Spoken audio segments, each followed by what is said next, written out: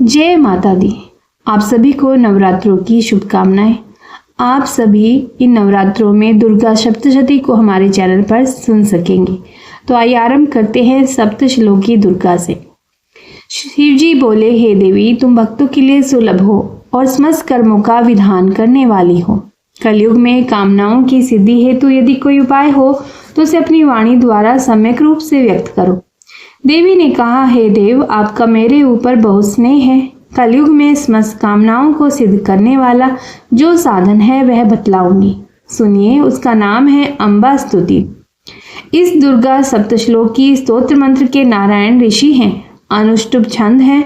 श्री महाकाली, महालक्ष्मी और महासरस्वती देवता हैं।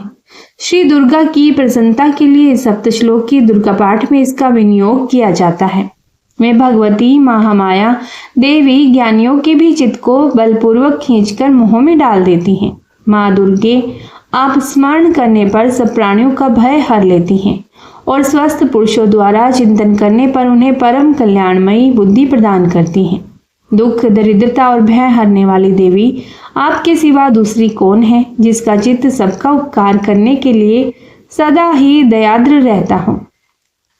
नारायणी, तुम सब प्रकार का मंगल प्रदान करने वाली मंगलमयी हो, कल्याणदायिनी शिवा हो, सब पुरुषार्थों को सिद्ध करने वाली शरणागत वत्सला, तीन नेत्रों वाली और गौरी हो।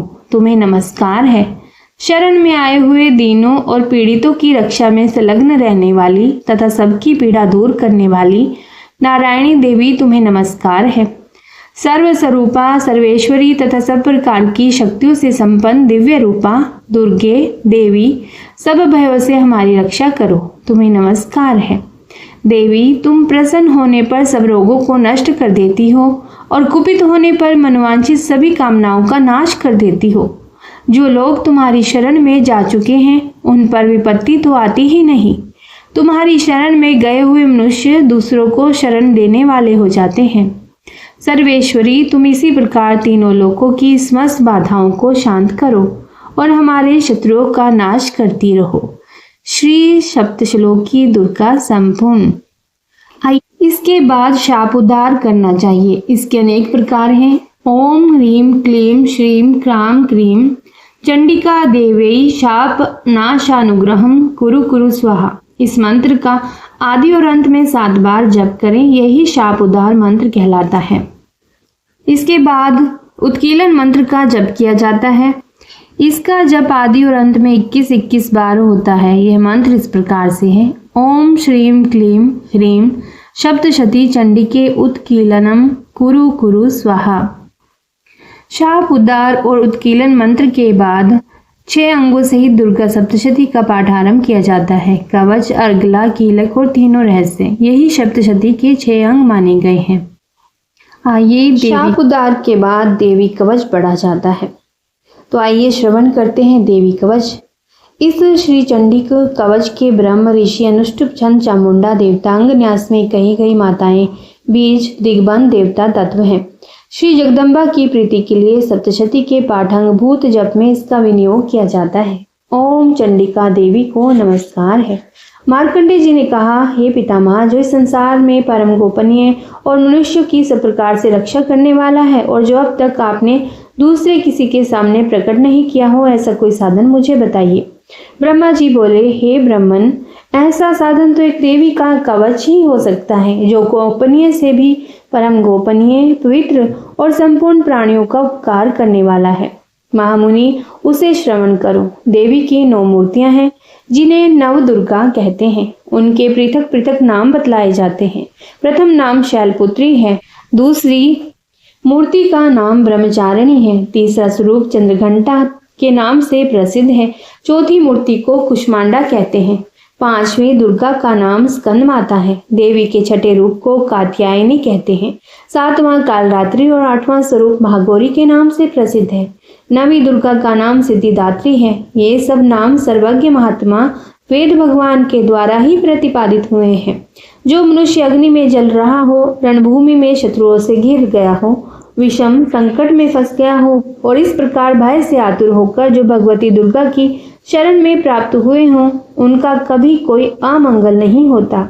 युद्ध के समय संकट में पड़ने पर भी उनके ऊपर कोई विपत्ति नहीं दिखाई देती। उन्हें शोक, दुख और भय की प्राप्ति नहीं होती। जिन्होंने भक्ति पूर्वक देवी का स्मरण किया है उनका निश्चय ही अभय उदय होता है। देवेश्वरी, जो तुम्हारा चिंतन करते हैं उनकी तुम निसंदेह रक्षा करती हो। चामुंडा देवी प्रेत पर आरूढ़ होती है, वाराही भैंसे पर सवारी करती है, ऐन्द्रिका का वाहन ऐरावत हाथी है, वैष्णवी देवी गरुड़ पर ही आसन जमाती है, माहेश्वरी वृषभ पर आरूढ़ होती है, कुमारी का वाहन मयूर है। भगवान विष्णु की प्रियतमा लक्ष्मी देवी कमल के आसन पर विराजमान है और हाथों में कमल धारण किए हुए है। वृषभ पर आरूढ़ ईश्वरी देवी ने श्वेत रूप धारण कर रखा है। ब्राह्मी देवी हंस पर बैठी हुई है और सब प्रकार के आभूषणों से विभूषित है।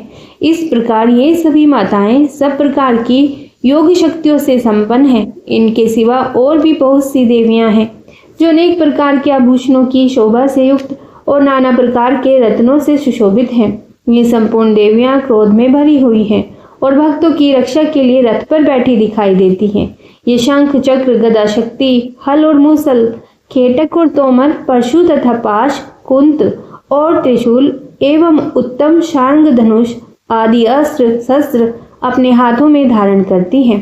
दैत्यों के शरीर का नाश करना, भक्तों को अभय दान देना और देवताओं का कल्याण करना, यही उनके शस्त्र धारण करने का उद्देश्य है। कवच आरंभ करने के पहले इस प्रकार प्रार्थना जरूर करनी चाहिए। महान रौद्र रूप, अत्यंत घोर पराक्रम, महान बल और महान उत्साह वाली देवी, तुम महान भय का नाश करने वाली हो, तुम्हें नमस्कार है। तुम्हारी ओर देखना भी कठिन है। शत्रुओं का भय बढ़ाने वाली जगदम्बिके में रक्षा करो। पूर्व दिशा में ऐन्द्री में रक्षा करो। अग्निकोण में अग्निशक्ति, दक्षिण दिशा में वाराही तथा नैऋत्य कोण में खड्गधारिणी में रक्षा करें। पश्चिम दिशा में वारुणी और वायव्य कोण में मृग पर सवारी करने वाली देवी में रक्षा करें। उत्तर दिशा में कुमारी और ईशान कोण में शूलधारिणी देवी रक्षा करें। ब्रह्माणी, तुम ऊपर की ओर से में रक्षा करो और वैष्णवी देवी नीचे की ओर से में रक्षा करें। इसी प्रकार शव को अपना वाहन बनाने वाली चामुंडा देवी दसों दिशाओं में रक्षा करें। जया आगे से और विजया पीछे की ओर से में रक्षा करें, मेरी रक्षा करें। वाम भाग में अजिता और दक्षिण भाग में अपराजिता रक्षा करें। उद्योतिनी शिखा की रक्षा करें। उमा मेरे मस्तक पर विराजमान होकर रक्षा करे।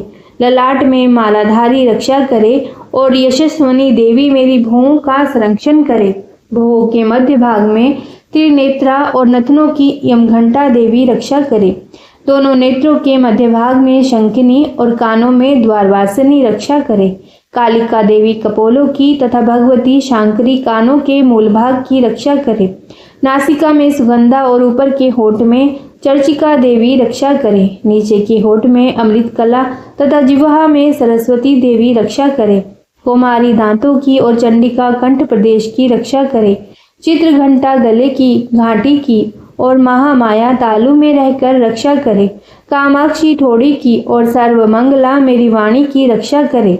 भद्रकाली ग्रीवा में और धनुर्धरी पृष्ठवंश में रहकर मेरी रक्षा करे। कंठ के बाहरी भाग में नीलग्रीवा और कंठ की नली में नलकूबरी रक्षा करे। दोनों कंधों में खड्गनी और मेरी दोनों भुजाओं की वज्रधारिणी रक्षा करे। दोनों हाथों में दंडिनी और अंगुलियों में अंबिका रक्षा करे। शूलेश्वरी नखों की रक्षा करे और कुलेश्वरी कुक्षी में रहकर रक्षा करे। महादेवी दोनों स्तनों की और शोक विनाशिनी देवी मन की रक्षा करे। ललिता देवी हृदय में और शूलधारिणी उदर में रहकर रक्षा करे। ललिता देवी हृदय में और शूलधारिणी उदर में रहकर रक्षा करे। नाभि में कामिनी और गु भाग की गुहेश्वरी रक्षा करे। पूतना और कामिका लिंग की और महिषवाहिनी गुदा की रक्षा करे। भगवती कटिभाग में और विंध्यवासिनी घुटनों की रक्षा करे।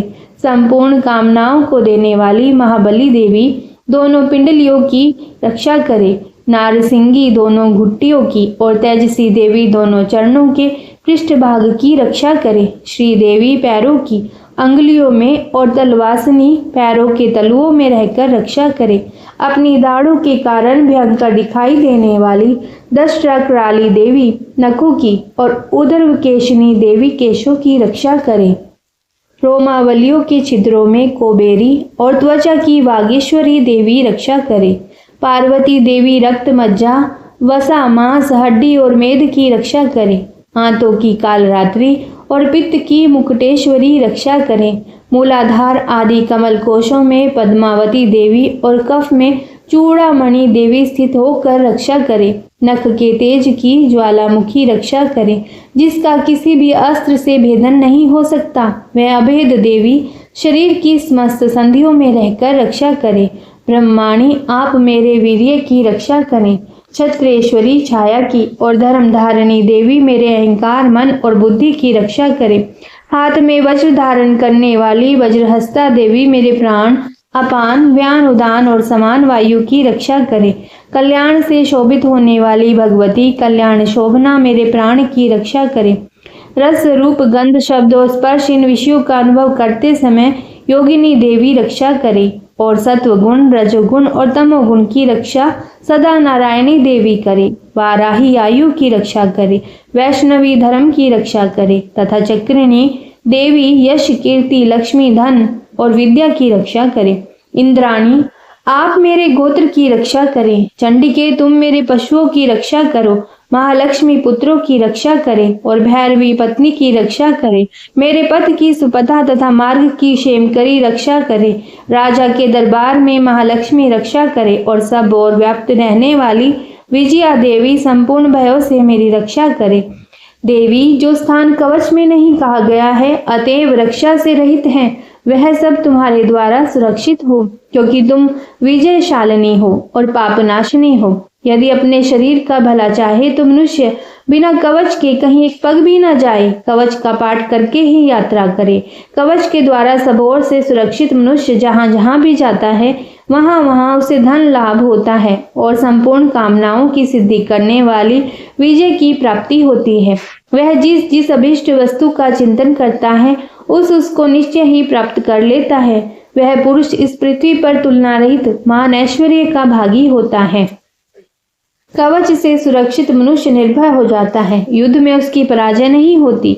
वह तीनों लोकों में पूजनीय होता है। देवी का यह कवच देवताओं के लिए भी दुर्लभ है। जो प्रतिदिन नियम पूर्वक तीनों संध्या के समय श्रद्धा के साथ इसका पाठ करता है उसे दैवी काल कला प्राप्त होती है तथा वह तीनों लोकों में कहीं भी पराजित नहीं होता। इतना ही नहीं, वह अपमृत्यु से रहित हो 100 से भी अधिक वर्षों तक जीवित रहता है। यहाँ अपमृत्यु, अकाल मृत्यु अथवा अग्नि, जल, बिजली और सर्प आदि से होने वाली मृत्यु को कहा गया है। मकड़ी, चेचक और कोड़ आदि उसकी संपूर्ण व्याधियां नष्ट हो जाती हैं। कनेर, भांग, अफीम, धतूरे आदि का स्थावर विष, सांप और बिच्छू आदि के काटने से चढ़ा हुआ जंगम विष तथा अहिफेन और तेल के संयोग आदि से बनने वाला कृत्रिम विष, ये सभी प्रकार के विष दूर हो जाते हैं। उनका कोई असर नहीं होता। इस पृथ्वी पर मारण, मोहन आदि जितने आभिचारिक प्रयोग होते हैं और इस प्रकार के जितने मंत्र यंत्र होते हैं वे सब इस कवच को हृदय में धारण कर लेने पर उस मनुष्य को देखते ही नष्ट हो जाते हैं। यही नहीं, पृथ्वी पर विचरने वाले ग्राम देवता, आकाशचारी देव, विशेष जल के संबंध से प्रकट होने वाले गण, उपदेश मात्र से सिद्ध होने वाले निम्न कोटि के देवता, अपने जन्म के साथ प्रकट होने वाले देवता, कुल देवता, माला, डाकिनी, शाकिनी, अंतरिक्ष में विचरने वाली अत्यंत बलवती भयानक डाकिनियां, ग्रह, भूत, पिशाच, यक्ष, गंधर्व, राक्षस, ब्रह्म राक्षस, बेताल, कुष्मांड और भैरव आदि अनिष्ट कारक देवता भी हृदय में कवच धारण किए रहने पर उस मनुष्य को देखते ही भाग जाते हैं। कवचधारी पुरुष को राजा से सम्मान वृद्धि प्राप्त होती है। यह कवच मनुष्य के तेज की वृद्धि करने वाला और उत्तम है। कवच का पाठ करने वाला पुरुष अपनी कीर्ति से विभूषित भूतल पर अपने सुयश के साथ वृद्धि को प्राप्त होता है। जो पहले कवच का पाठ करके उसके बाद सप्तशती चंडी का पाठ करता है उसकी जब तक वन, पर्वत और काननों सहित यह पृथ्वी टिकी रहती है तब तक यहाँ पुत्र पौत्र आदि संतान परंपरा बनी रहती है। फिर देह का अंत होने पर वह पुरुष भगवती महामाया के प्रसाद से उस नित्य परम पद को प्राप्त होता है जो देवताओं के लिए भी दुर्लभ है। वह सुंदर दिव्य रूप धारण करता है और कल्याण में शिव के साथ आनंद का भागी होता है। देवी कवच संपूर्ण। आइए सप्तशती पाठ आरंभ करने से पहले अगला स्तोत्र का भी पाठ करते हैं। आइए वह भी श्रवण अवश्य ही कीजिए। ओम। इस श्री अर्गला स्तोत्र मंत्र के विष्णु ऋषि अनुष्टुप छंद श्री महालक्ष्मी देवता हैं। श्री जगदम्बा की प्रीति के लिए सप्तशती के पाठांगभूत जप में इसका विनियोग किया जाता है। ये मंत्र है ओम चंडिका देवी को नमस्कार है। मार्कंडे जी कहते हैं जयंती मंगला काली भद्र काली कपालिनी दुर्गा क्षमा शिवा धात्री स्वाहा और स्वधा, इन नामों से प्रसिद्ध जगदम्बिके तुम्हें मेरा नमस्कार हो। देवी चामुंडे तुम्हारी जय हो। संपूर्ण प्राणियों की पीड़ा हरने वाली देवी तुम्हारी जय हो। सब में व्याप्त रहने वाली देवी तुम्हारी जय हो। काल रात्रि तुम्हें नमस्कार हो। मधु और कैटब को मारने वाली और ब्रह्मा जी को वरदान देने वाली देवी तुम्हें नमस्कार है। तुम मुझे रूप दो, जय दो, यश दो और काम क्रोध आदि शत्रुओं का नाश करो। महिषासुर का नाश करने वाली और भक्तों को सुख देने वाली देवी तुम्हें नमस्कार है। तुम रूप दो, जय दो, यश दो और काम क्रोध आदि शत्रुओं का नाश करो। रक्त बीज का वध और चंडमुंड का विनाश करने वाली देवी तुम रूप दो, जय दो, यश दो और काम क्रोध आदि शत्रुओं का नाश करो। शुंभ और निशुंभ तथा धूम्रलोचन का मर्दन करने वाली देवी तुम रूप दो, जय दो, यश दो और काम क्रोध आदि शत्रुओं का नाश करो। सबके द्वारा वंदित युगल चरणों वाली और संपूर्ण सौभाग्य प्रदान करने वाली देवी तुम रूप दो, जय दो, यश दो और काम क्रोध आदि शत्रुओं का नाश करो। देवी तुम्हारे रूप और चरित्र अचिंत्य है। तुम समस्त शत्रुओं का नाश करने वाली हो। रूप दो, जय दो, यश दो और काम क्रोध आदि शत्रुओं का नाश करो। पापों को दूर करने वाली चंडिके जो भक्ति पूर्वक तुम्हारे चरणों में सर्वदा मस्तक झुकाते हैं, उन्हें रूप दो, जय दो, यश दो और उनके काम क्रोध आदि शत्रुओं का नाश करो। रोगों का नाश करने वाली चंडिके जो भक्ति पूर्वक तुम्हारी स्तुति करते हैं, उन्हें रूप दो, जय दो, यश दो और उनके काम क्रोध आदि शत्रुओं का नाश करो। चंडिके इस संसार में जो भक्ति पूर्वक तुम्हारी पूजा करते हैं, उन्हें रूप दो, जय दो, यश दो और उनके काम क्रोध आदि शत्रुओं का नाश करो। मुझे सौभाग्य और आरोग्य दो, परम सुख दो, रूप दो, जय दो, यश दो और मेरे काम क्रोध आदि शत्रुओं का नाश करो। जो मुझसे द्वेष रखते हैं उनका नाश और मेरे बल की वृद्धि करो। रूप दो, जय दो, यश दो और मेरे काम क्रोध आदि शत्रुओं का नाश करो। हे देवी मेरा कल्याण करो, मुझे उत्तम संपत्ति प्रदान करो। रूप दो, जय दो, यश दो और काम क्रोध आदि शत्रुओं का नाश करो।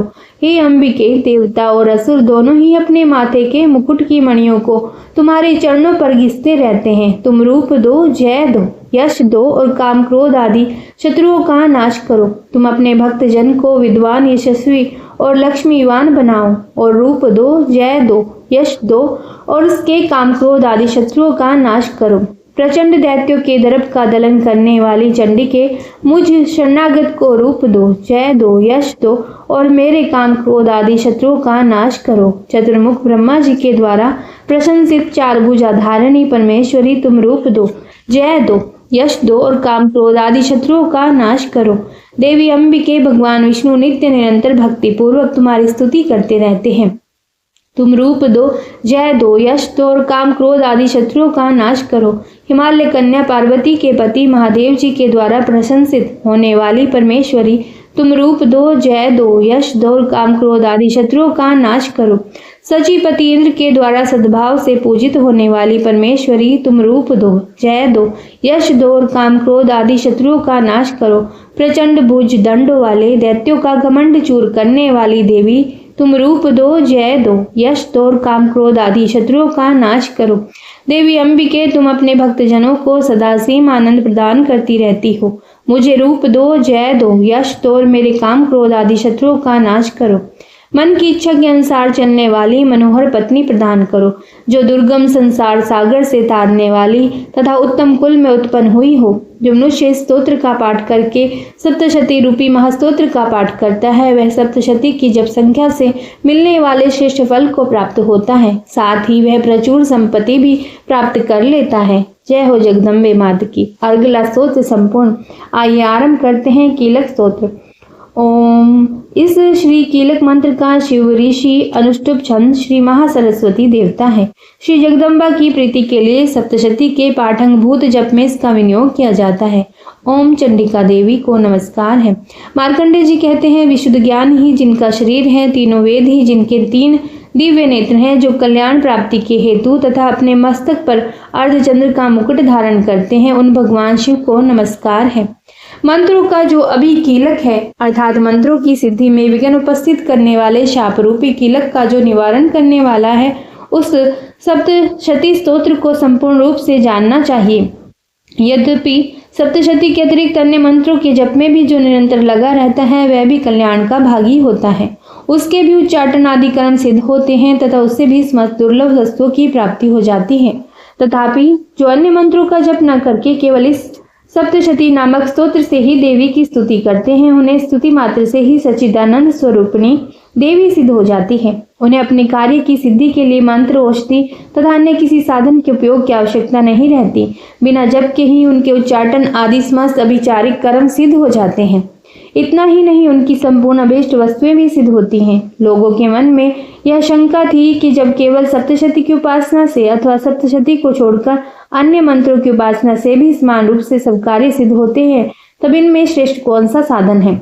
लोगों की शंका को सामने रखकर भगवान शंकर ने अपने पास आए हुए जिज्ञासुओं को समझाया कि यह सप्तशती नामक संपूर्ण स्तोत्र ही सर्वश्रेष्ठ और कल्याणमय है। तदनंतर भगवती चंडिका के सप्तशती नामक स्तोत्र को महादेव जी ने गुप्त कर दिया। सप्तशती के पाठ से जो पुण्य प्राप्त होता है, अन्य मंत्रों का जप करने वाला पुरुष भी यदि सप्तशती के स्तोत्र और जप का अनुष्ठान कर ले तो वह भी पूर्ण रूप से ही कल्याण का भागी होता है। इसमें तनिक भी संदेह नहीं है। जो साधक कृष्ण पक्ष की चतुर्दशी अथवा अष्टमी को एकाग्रचित होकर भगवती की सेवा में अपना सर्वस्व समर्पित कर देता है और फिर उसे प्रसाद रूप से ग्रहण करता है, उसी पर भगवती प्रसन्न होती है, अन्यथा उनकी प्रसन्नता नहीं प्राप्त होती है। इस प्रकार सिद्धि के प्रतिबंध के रूप के कीलक के द्वारा महादेव जी ने स्तोत्र को कीलित कर रखा है। जो पूर्वोक्त रीति से निष्कीलन करके इस सप्तशती स्तोत्र का प्रतिदिन स्पष्ट उच्चारण पूर्वक पाठ करता है, वह मनुष्य सिद्ध हो जाता है, वही देवी का पार्षद होता है और वही गंधर्व भी होता है। सर्वत्र विचरते रहने पर भी संसार में उसे कहीं भी भय नहीं होता। वह अब मृत्यु के वश में नहीं पड़ता और देह त्यागने के अनंतर मोक्ष प्राप्त कर लेता है। अतः कीलन को जानकर उसका परिहार करके ही सप्तशती का पाठ आरंभ करें। जो ऐसा नहीं करता उसका नाश हो जाता है। इसीलिए कीलक और निष्कीलन का ज्ञान प्राप्त करने पर ही यह स्तोत्र निर्दोष होता है और विद्वान पुरुष इस निर्दोष स्तोत्र का ही पाठ आरंभ करते हैं। स्त्रियों में जो कुछ भी सौभाग्य आदि दृष्टिगोचर होता है, वह सब देवी के प्रसाद का ही फल है। अतः इस कल्याणमय स्तोत्र का सदा जप करना चाहिए। इस स्तोत्र का मंद स्वर से पाठ करने पर स्वल्प फल की प्राप्ति होती है और उच्च स्वर से पाठ करने पर पूर्ण फल की सिद्धि होती है। अतः उच्च स्वर से ही इसका पाठ आरंभ करना चाहिए। जिनके प्रसाद से ऐश्वर्य, सौभाग्य, आरोग्य, संपत्ति, शत्रुनाश तथा परम मोक्ष की भी सिद्धि होती है, उस कल्याणमयी जगदम्बा की स्तुति मनुष्य क्यों नहीं करते। अथ कीलक स्तोत्र संपूर्ण। इसके बाद रात्रि सूक्त का पाठ करना उचित है। पाठ के आरंभ में रात्रि सूक्त और अंत में देवी सूक्त के पाठ की विधि है। इसके पश्चात माता का ध्यान करें। उसके पश्चात सप्तशती का पाठ आरंभ करेंगे। तो ध्यान करते हैं। मैं 3 नेत्रों वाली दुर्गा देवी का ध्यान करता हूँ। उनके श्री अंगों की प्रभा बिजली के समान है। वे सिंह के कंधे पर बैठी हुई भयंकर प्रतीत होती हैं। हाथों में तलवार और ढाल लिए अनेक कन्याएं उनकी सेवा में खड़ी हैं। वे अपने हाथों में चक्र, गदा, तलवार, ढाल, बाण, धनुष, पाश और तर्जनी मुद्रा धारण किए हुए हैं। उनका स्वरूप अग्नि में है और वे माथे पर चंद्रमा का मुकुट धारण करती हैं। इसके बाद प्रथम चरित्र का विनियोग और ध्यान करके मार्कंडेय जी बोले कि सप्तशती का पाठ आरंभ करें। जय माता दी। आइए श्री दुर्गा सप्तशती का पहला अध्याय आरंभ करते हैं। श्री दुर्गाय नमः, धूम दुर्गाय नमः, ओम गणेशाय नमः, ओम नमः शिवाय। मेधा ऋषि का राजा सूरत और स्वाति को भगवती की महिमा बताते हुए मधु कैटभ वध का प्रसंग सुनाया गया है। प्रथम अध्याय में विनियोग से अध्याय आरंभ होता है। ओम। प्रथम चरित्र के ब्रह्म ऋषि, महाकाली देवता, गायत्री, छंद, नंदा शक्ति, रक्त दंती का बीज अग्नि तत्व और ऋग्वेद स्वरूप हैं। श्री महाकाली देवता की प्रसन्नता के लिए प्रथम चरित्र के जप में विनियोग किया जाता है। भगवान विष्णु के सो जाने पर मधु और कैटब को मारने के लिए कमल जन्मा ब्रह्मा जी ने जिनका स्तवन किया था, उन महाकाली देवी का मैं सेवन करती हूँ। वे अपने 10 हाथों में खड्ग, चक्र, गदा, बाण, धनुष, परिघ, शूल, भुशुंडी, मस्तक और शंख धारण करती हैं। उनके 3 नेत्र हैं। वे समस्त अंगों में दिव्य आभूषणों से विभूषित हैं। उनके शरीर की कांति नीलमणि के समान है तथा वे 10 मुख और 10 पैरों से युक्त हैं। चंडिका देवी को नमस्कार है। मार्कंडेय जी बोले, सूर्य के पुत्र सावर्णी जो 8वें मनु कहे जाते हैं, उनकी उत्पत्ति की कथा विस्तार पूर्वक कहता हूँ, सुनो। सूर्य कुमार महाभाग सावर्णी भगवती महामाया के अनुग्रह से जिस प्रकार मनवंतर के स्वामी हुए, वही प्रसंग सुनाता हूँ। पूर्व काल की बात है। स्वारोचिष मनवंतर में सूरत नाम के एक राजा थे, जो चैत्र वंश में उत्पन्न हुए थे। उनका समस्त भूमंडल पर अधिकार था। वे प्रजा का अपने ओरस पुत्रों की भांति धर्म पूर्वक पालन करते थे। तो भी उस समय कोल विध्वंसी नाम के क्षत्रिय उनके शत्रु हो गए। राजा सूरत की दंड नीति बड़ी प्रबल थी। उनका शत्रुओं के साथ संग्राम हुआ। यद्यपि कोला विध्वंसी संख्या में कम थे, तो भी राजा सूरत युद्ध में उनसे परास्त हो गए। तब वे युद्ध भूमि से अपने नगर को लौट आए और केवल अपने देश के राजा होकर रहने लगे। समूची पृथ्वी से अब उनका अधिकार जाता रहा, किंतु वहां भी उन प्रबल शत्रुओं ने उस समय महाभाग राजा सूरत पर आक्रमण कर दिया। राजा का बल क्षीण हो चला था, इसीलिए उनके दुष्ट बलवान और दुरात्मा मंत्रियों ने वहां उनकी राजधानी में भी राजकीय सेना और खजाने को हथिया लिया। सूरत का प्रभुत्व नष्ट हो चुका था। इसीलिए वे शिकार खेलने के बहाने घोड़े पर सवार होकर वहां से अकेले ही एक घने जंगल में चले गए। वहां उन्होंने विप्रवर मेधा मुनि का आश्रम देखा, जहां कितने ही हिंसक जीव परम शांत भाव से रहते थे। मुनि के बहुत से शिष्य उस वन की शोभा बढ़ा रहे थे। वहां जाने पर मुनि ने उनका सत्कार किया और वे उन मुनि श्रेष्ठ के आश्रम पर इधर उधर विचरते हुए कुछ काल तक रहे। फिर ममता से आकृष्ट चित्त होकर वहां इस प्रकार चिंता करने लगे, पूर्व काल में मेरे पूर्वजों ने जिसका पालन किया था, वही नगर आज मुझसे रहित है। पता नहीं मेरे दुराचारी भृत्यगण उसकी धर्म पूर्वक रक्षा करते हैं या नहीं। जो सदा मद की वर्षा करने वाला और शूरवीर था, वह मेरा प्रधान हाथी अब शत्रुओं के अधीन होकर न जाने किन भोगों को भोगता होगा। जो लोग मेरी कृपा, धन और भोजन पाने से सदा मेरे पीछे पीछे चलते थे, वे निश्चय ही अब दूसरे राजाओं का अनुसरण करते होंगे। उन अपव्ययी लोगों के द्वारा सदा खर्च होते रहने के कारण अत्यंत कष्ट से जमा किया हुआ मेरा वह खजाना खाली हो जाएगा। ये तथा और भी कई बातें राजा सूरत निरंतर सोचते रहे। एक दिन उन्होंने वहां विप्रवर मेधा के आश्रम के निकट एक वैश्य को देखा और उनसे पूछा, भाई तुम कौन हो? यहाँ तुम्हारे आने का क्या कारण है? तुम क्यों शोकग्रस्त हो और अनमने से दिखाई देते हो? राजा सूरत का यह प्रेम पूर्वक कहा हुआ वचन सुनकर वैश्य ने विनीत भाव से उन्हें प्रणाम करके कहा। वैश्य बोला, हे राजन, मैं धनियों के कुल में उत्पन्न एक वैश्य हूँ। मेरा नाम समाधि है। मेरे दुष्ट स्त्री पुत्रों ने धन के लोभ से मुझे घर से बाहर निकाल दिया है। मैं इस समय धन, स्त्री और पुत्रों से वंचित हूँ। मेरे विश्वसनीय बंधुओं ने मेरा ही धन लेकर मुझे दूर कर दिया है। इसीलिए दुखी होकर मैं वन में चला आया। यहाँ रहकर मैं इस बात को नहीं जानता कि मेरे पुत्रों की, स्त्री की और स्वजनों की कुशल है या नहीं।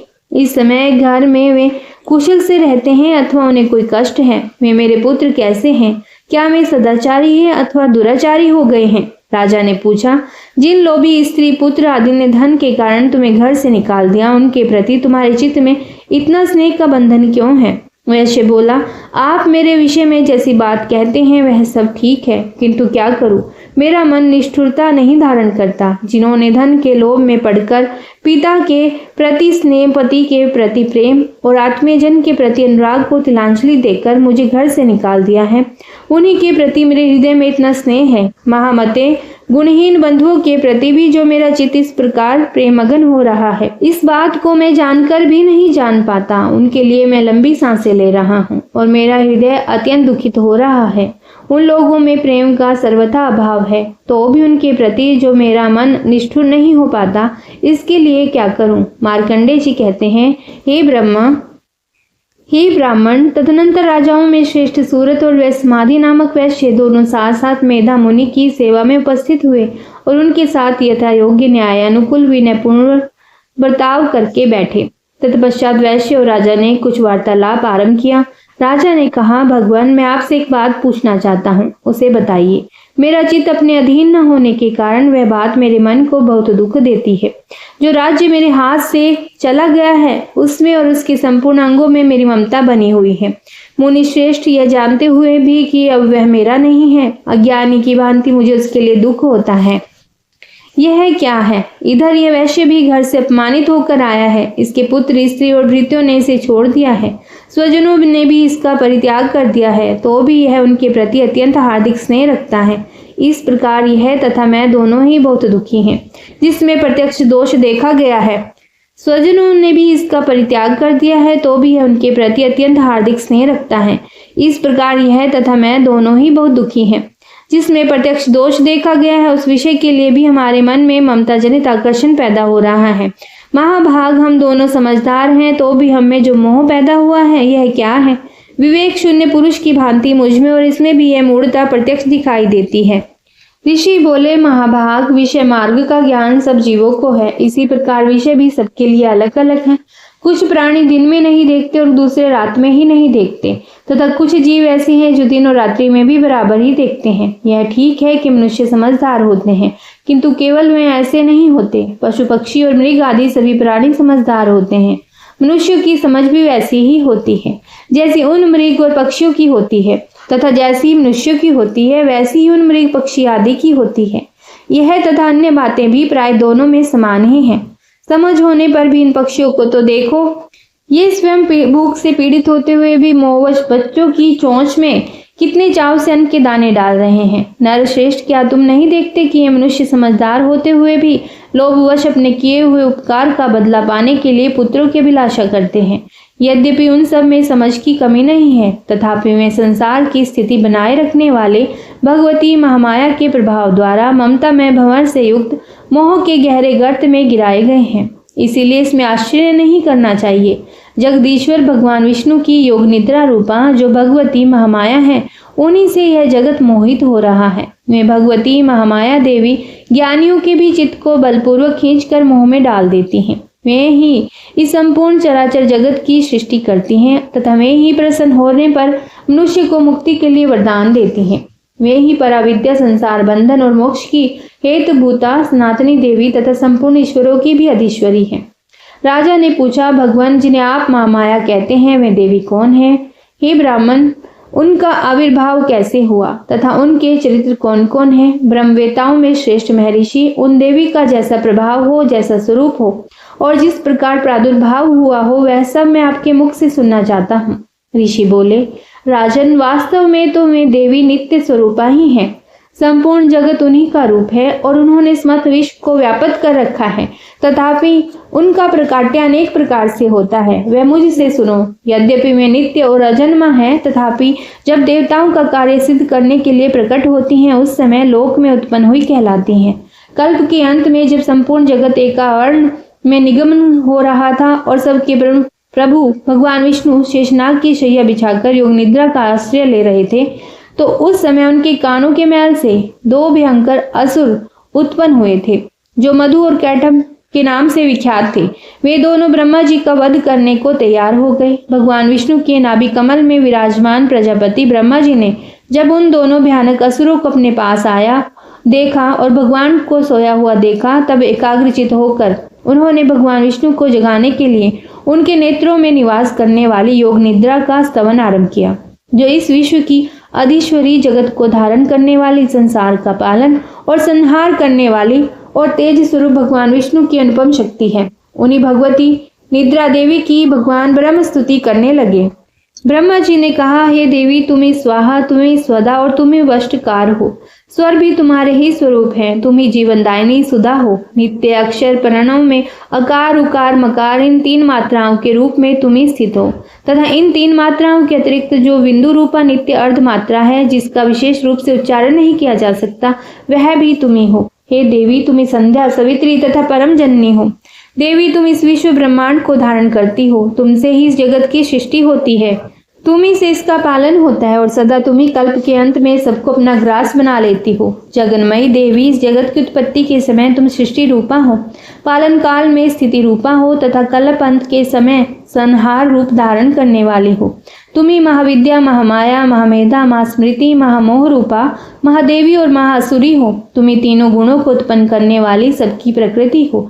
भयंकर काल रात्रि, महारात्रि और मोहरात्रि भी तुम ही हो। तुम ही श्री, तुम ही ईश्वरी, तुम ही ह्री और तुम ही बोध स्वरूपा बुद्धि हो। लज्जा, पुष्टि, तुष्टि, शांति और क्षमा भी तुम ही हो।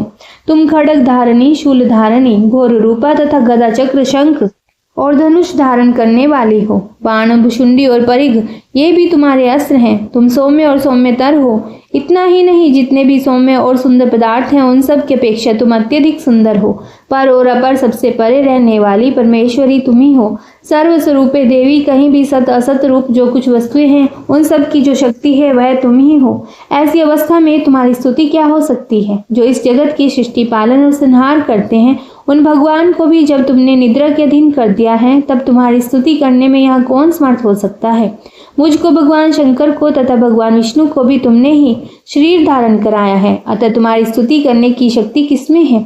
देवी, तुम तो अपने इन उदार प्रभाव से ही प्रशंसित हो। ये जो दोनों दुर्धर्ष असुर मधु और कैटब हैं इनको मोह में डाल दो और जगदीश्वर भगवान विष्णु को शीघ्र ही जगा दो। साथ ही इनके भीतर इन दोनों महान असुरों को मार डालने की बुद्धि उत्पन्न कर दो। ऋषि कहते हैं, हे राजन, जब ब्रह्मा जी ने वहां मधु और कैटब को मारने के उद्देश्य से भगवान विष्णु को जगाने के लिए तमोगुण की अधिष्ठात्री देवी योग निद्रा की इस प्रकार स्तुति की, तब वे भगवान के नेत्र, मुख, नासिका, बाहु, हृदय और वक्ष स्थल से निकलकर अव्यक्त जन्मा ब्रह्मा जी की दृष्टि के समक्ष खड़ी हो गई। योग निद्रा से मुक्त होने पर जगत के स्वामी भगवान जनार्दन उस एकार्ण के जल में शेषनाग की शैया से जाग उठे। फिर उन्होंने उन दोनों असुरों को देखा। वे दुरात्मा मधु और कैटब अत्यंत बलवान और पराक्रमी थे और क्रोध से लाल आंखें किए ब्रह्मा जी को खा जाने के लिए उद्योग कर रहे थे। तब भगवान श्री हरि ने उठकर उन दोनों के साथ 5000 वर्षों तक केवल बाहु युद्ध किया। वे दोनों भी अत्यंत बल के कारण उन्मत्त हो रहे थे। इधर महामाया ने भी उन्हें मोह में डाल रखा था। इसीलिए वे भगवान विष्णु से कहने लगे, हम तुम्हारी वीरता से संतुष्ट हैं, तुम हम लोगों से कोई वर मांगो। श्री भगवान बोले, यदि तुम दोनों मुझ पर प्रसन्न हो तो अब मेरे हाथ से मारे जाओ। बस इतना सा ही मैंने वर मांगा है, यहाँ दूसरे किसी वर से क्या लेना है। ऋषि कहते हैं, इस प्रकार धोखे में आ जाने पर जब उन्होंने संपूर्ण जगत में जल ही जल देखा, तब कमल नयन भगवान से कहा, जहाँ पृथ्वी जल में डूबी ना हो, जहाँ सूखा स्थान हो, वहीं हमारा वध करो। ऋषि कहते हैं, तब तथास्तु कहकर शंख, चक्र और गदा धारण करने वाले भगवान ने उन दोनों के मस्तक अपनी जांघ पर रखकर चक्र से काट डाले। इस प्रकार ये देवी महामाया ब्रह्मा जी की स्तुति करने पर स्वयं प्रकट हुई थी। अब पुनः तुमसे उनके प्रभाव का वर्णन करता हूँ, सुनो। जय माता दी। जगदम्बे देवी सप्तशती का प्रथम अध्याय समाप्त हुआ। अगला अध्याय आप अगली वीडियो में सुन पाएंगे। आइए देव अपराध क्षमा समापन स्तोत्र का पाठ कर लेते हैं। जिससे इस पाठ में कोई गलती हुई हो तो उसके लिए हम देवी से क्षमा मांग लेते हैं। माँ, मैं न मंत्र जानता हूँ न यंत्र। अहो, मुझे स्तुति का भी ज्ञान नहीं है, न आह्वान का पता है, न ध्यान का, स्तोत्र और कथा की भी जानकारी नहीं है। ना तो तुम्हारी मुद्राएं जानता हूँ, ना ही मुझे व्याकुल होकर विलाप करना ही आता है। परंतु एक बात जानता हूँ, केवल तुम्हारा अनुसरण, तुम्हारे पीछे चलना, जो कि सब क्लेशों को, समस्त दुख विपत्तियों को हरने वाला है, सबका उद्धार करने वाली कल्याणमयी माता। मैं पूजा की विधि नहीं जानता, मेरे पास धन का भी अभाव है, मैं स्वभाव से भी आलसी हूँ तथा मुझसे ठीक ठीक पूजा का संपादन हो भी नहीं सकता। इन सब कारणों से तुम्हारे चरणों की सेवा में जो त्रुटि हो गई है उसे क्षमा करना, क्योंकि कुपुत्र का होना संभव है किंतु कहीं भी कुमाता नहीं होती। माँ, इस पृथ्वी पर तुम्हारे सीधे साधे पुत्र तो बहुत से हैं, किंतु उन सब में मैं ही अत्यंत चपल तुम्हारा बालक हूँ। मेरे जैसा चंचल कोई बिरला ही होगा। शिवे, मेरा जो यह त्याग हुआ है यह तुम्हारे लिए कदापि उचित नहीं है, क्योंकि संसार में कुपुत्र का होना संभव है किंतु कहीं भी कुमाता नहीं होती। जगदम्ब माता, मैंने तुम्हारे चरणों की सेवा कभी नहीं की। देवी, तुम्हें अधिक धन भी समर्पित नहीं किया, तथापि मुझ जैसे अधम पर जो तुम अनुपम स्नेह करती हो, इसका कारण यही है कि संसार में कुपुत्र पैदा हो सकता है किंतु कहीं भी कुमाता नहीं होती।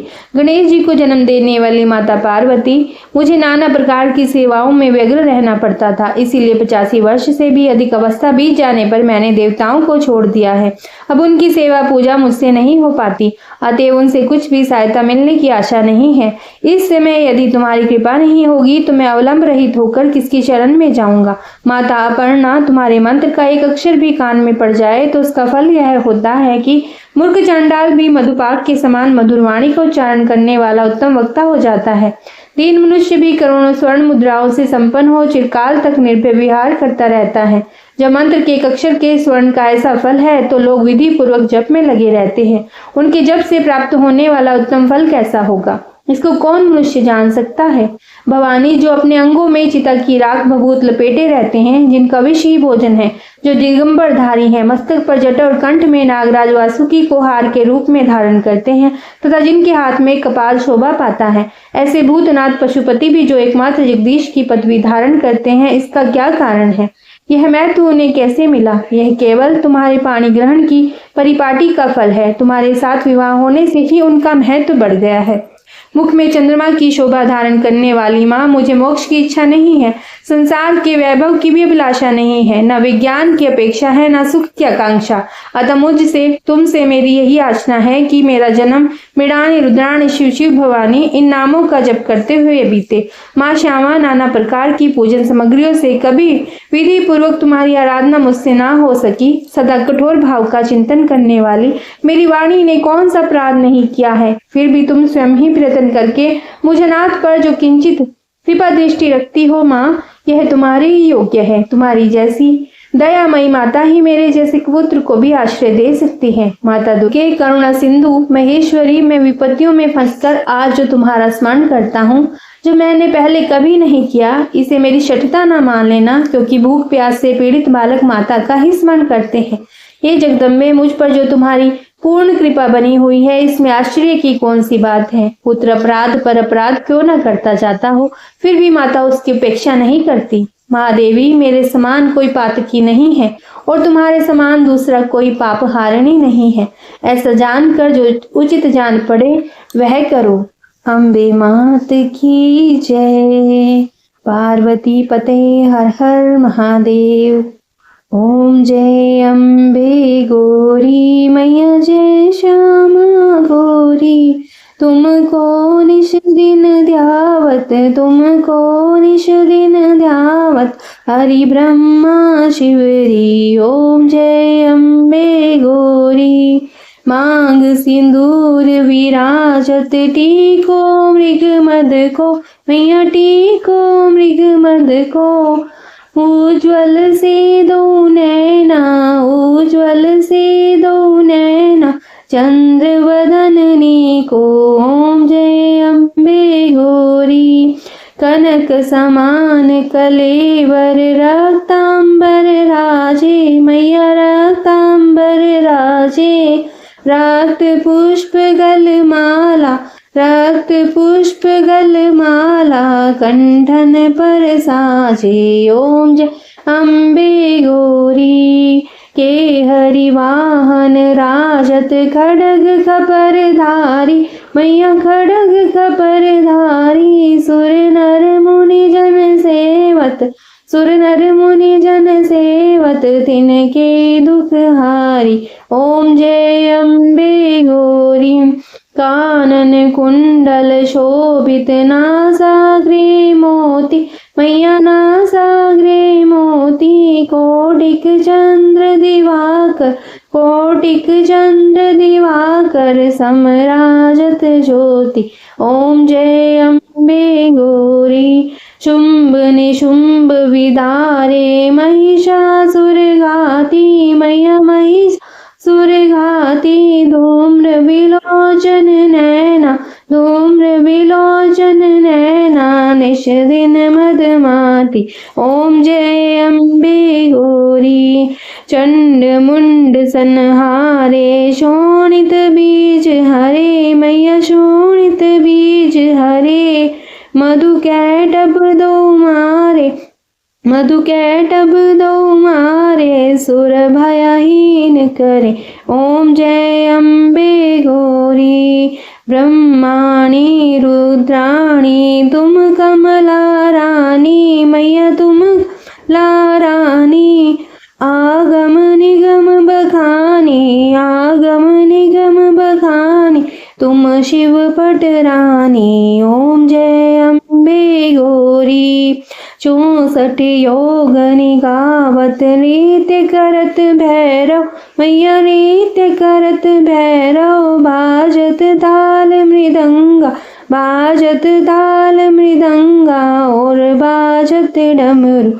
ओम जय अम्बे गौरी तुम ही जग की माता, तुम ही हो भरता, मैया तुम ही हो भरता। भक्तन के दुख हरता, भक्तन के दुख हरता, सुख संपत्ति करता।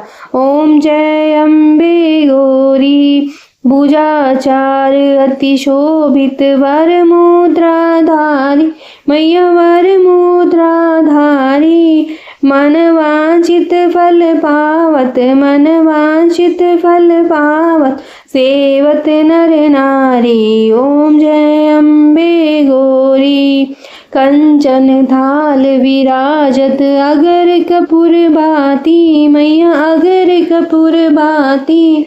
श्रीमाल के तुम राज, श्रीमाल के तुम राजत कोटि रतन ज्योति। ओम जय अम्बे गौरी श्री अम्बे जी की आरती जो कोई नर गावे, प्रभु जो कोई नर गावे। कहत शिवानंद स्वामी, कहत प्रभु स्वामी, सुख संपत्ति पावे। ओम जय अम्बे गौरी, जय हो अम्बे मात की।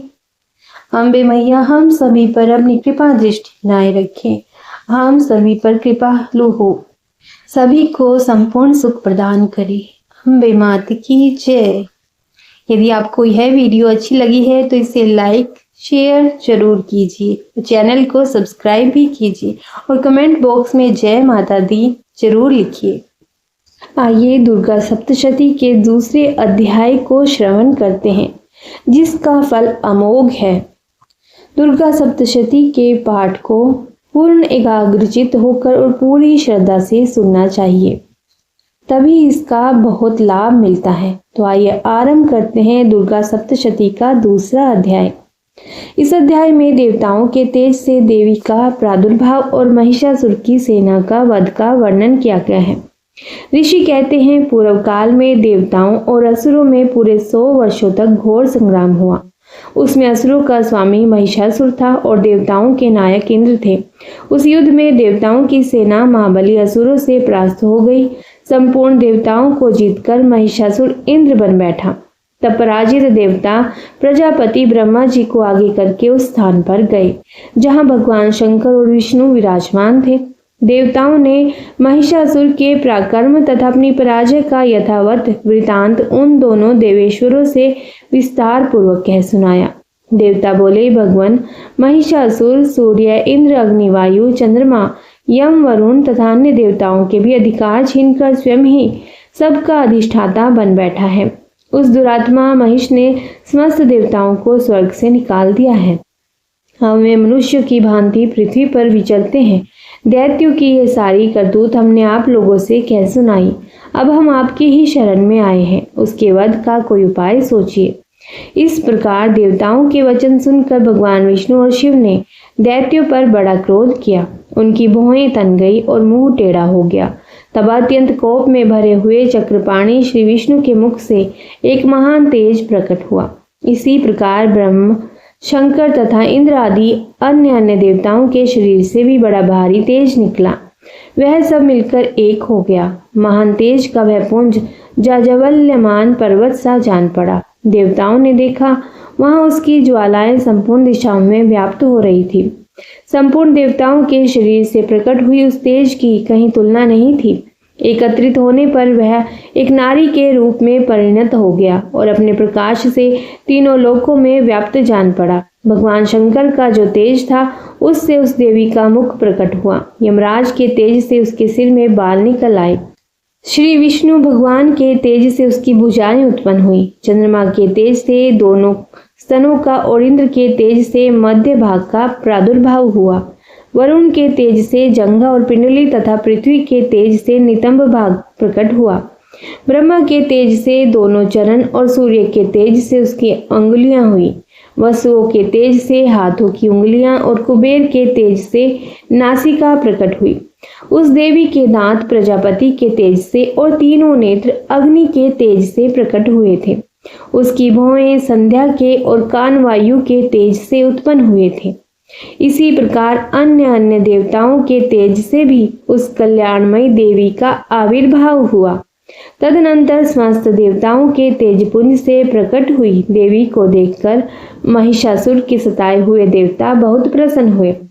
पिनाकधारी भगवान शंकर ने अपने शूल से एक शूल निकालकर उन्हें दिया। फिर भगवान विष्णु ने भी अपने चक्र से चक्र उत्पन्न करके भगवती को अर्पण किया। वरुण ने भी शंख भेंट किया। अग्नि ने उन्हें शक्ति दी और वायु ने धनुष तथा बाण से भरे हुए 2 तरकश प्रदान किए। सहस्त्र नेत्रों वाले देवराजेंद्र ने अपने वज्र से वज्र उत्पन्न करके दिया और ऐरावत हाथी से उतारकर एक घंटा भी प्रदान किया। यमराज ने कालदंड से दंड, वरुण ने पाश, प्रजापति ने स्फटिकाक्ष की माला और ब्रह्मा जी ने कमंडलू भेंट किया। सूर्य ने देवी के समस्त रोमकूपों में अपनी किरणों का तेज भर दिया। काल ने उन्हें चमकती हुई ढाल और तलवार दी। क्षीर समुद्र ने उज्ज्वल हार तथा कभी जीर्ण न होने वाले 2 दिव्य वस्त्र भेंट किए।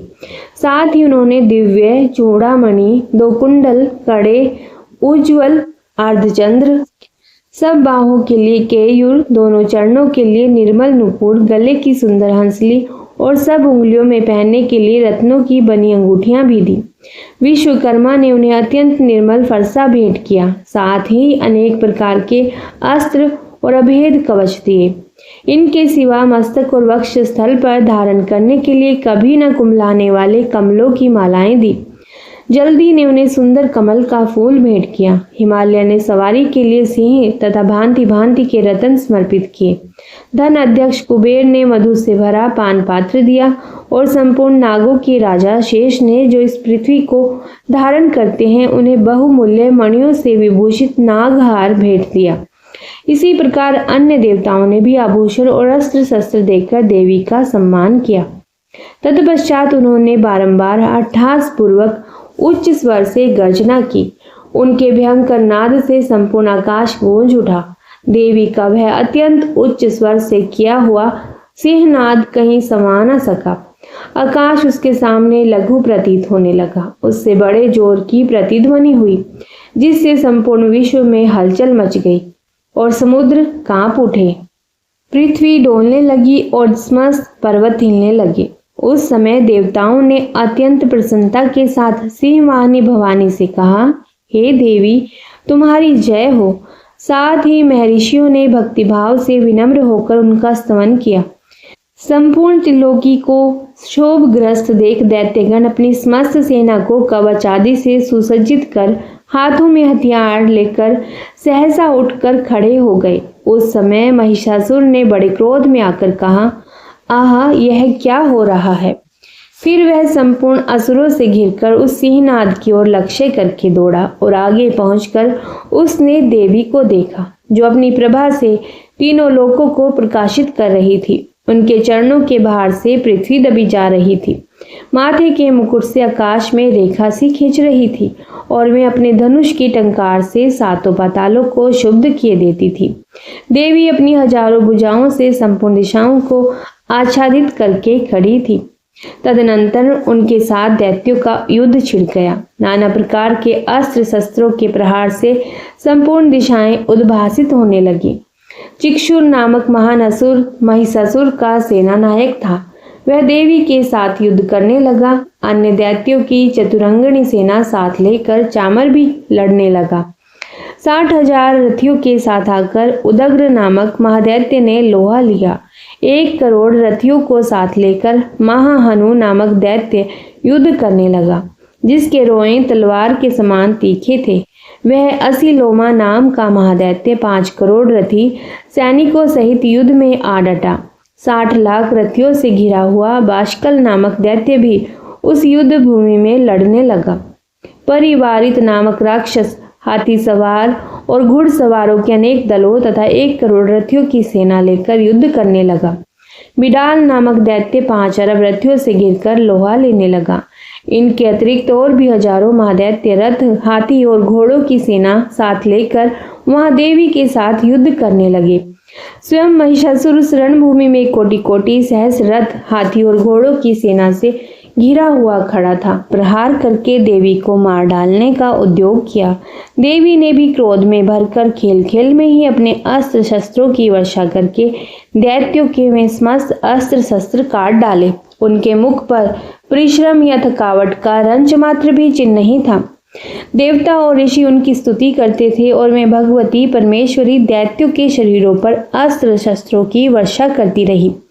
देवी का वाहन सिंह भी क्रोध में भरकर गर्दन के बालों को हिलाता हुआ असुरों की सेना में इस प्रकार विचरने लगा मानो वनों में दावानल फैल रहा हो। रणभूमि में दैत्यों के साथ युद्ध करती हुई अंबिका देवी ने जितने निश्वास छोड़े वे सभी तत्काल सैकड़ों हजारों गणों के रूप में प्रकट हो गए और परशु, बिंदीपाल, खड़ग तथा पट्टिशादी अस्त्रों द्वारा असुरों का सामना करने लगे। देवी की शक्ति से बड़े हुए वे गण असुरों का नाश करते हुए नगाड़ा और शंख आदि बाजे बजाने लगे। उस संग्राम महोत्सव में कितने ही गण मृदंग बजा रहे थे। तदनंतर देवी ने त्रिशूल से, गदा से, शक्ति की वर्षा से और खड्ग आदि से सैकड़ों महादैत्यों का संहार कर डाला। कितनों को घंटे के भयंकर नाद से मूर्छित करके मार गिराया। बहुतेरे दैत्यों को पाश से बांधकर धरती पर घसीटा। कितने ही दैत्य उनकी तीखी तलवार की मार से 2-2 टुकड़े हो गए। कितने ही गदा की चोट से घायल होकर धरती पर सो गए। कितने ही मूसल की मार से अत्यंत आहत होकर रक्त वमन करने लगे। कुछ दैत्य शूल से छाती फट जाने के कारण पृथ्वी पर ढेर हो गए। उस रण आंगन में बाण समूहों की वृष्टि से कितने ही असुरों की कमर टूट गई। बाज की तरह छपटने वाले देव पीड़क दैत्यगण अपने प्राणों से हाथ धोने लगे। किन्हीं की बाहें छिन्न भिन्न हो गई, कितनों की गर्दनें कट गई। कितने ही दैत्यों के मस्तक कट कट कर गिरने लगे। कुछ लोगों के शरीर मध्य भाग में ही विदीर्ण हो गए। कितने ही महादैत्य जांघें कट जाने से पृथ्वी पर गिर पड़े। कितनों को ही देवी ने एक बाह, एक पैर और एक नेत्र वाले करके 2 टुकड़ों में चीर डाला। कितने ही दैत्य मस्तक कट जाने पर भी गिरकर फिर उठ जाते और केवल धड़ के ही रूप में अच्छे अच्छे हथियार हाथ में ले देवी के साथ युद्ध करने लगते थे। दूसरे कबंध युद्ध के बाजों की लय पर नाचते थे। कितने ही बिना सिर के धड़ हाथों में खड़ग शक्ति और रिष्टि लिए दौड़ते थे और दूसरे महादैत्य ठहरो ठहरो यह कहते हुए देवी को युद्ध के लिए ललकारते थे। जहां वह घोर संग्राम हुआ करता था वहां की धरती देवी के गिराए हुए रथ, हाथी, घोड़े और असुरों की लाशों से ऐसी पट गई थी कि वहां चलना फिरना असंभव हो गया था। दैत्यों की सेना में हाथी, घोड़े और असुरों के शरीरों से इतनी अधिक मात्रा में रक्तपात हुआ था कि थोड़ी ही देर में वहां खून की बड़ी बड़ी नदियां बहने लगी। जगदम्बा ने असुरों की विशाल सेना को क्षण भर में ही नष्ट कर दिया। ठीक उसी तरह जैसे तृण और काठ के भारी ढेर को आग कुछ ही क्षणों में भस्म कर देती है और वैसे भी गर्दन के बालों को हिला हिलाकर जोर जोर से गर्जना करता हुआ दैत्य के शरीरों से मानो उनके प्राण चुन लेता था। वहां देवी के गणों ने भी उन महादैत्यों के साथ ऐसा युद्ध किया जिससे आकाश में खड़े हुए देवतागण उन पर बहुत संतुष्ट हुए और फूल बरसाने लगे। जय माता दी। इस प्रकार श्री मार्कंडे पुराण में सवर्णिक मनवंतर की कथा के अंतर्गत देवी महात्म्य में महिषासुर की सेना का वध नामक दूसरा अध्याय पूर्ण हुआ। अथ दुर्गा सप्तशती का दूसरा अध्याय संपूर्ण हुआ। ओम श्री दुर्गाय नमः।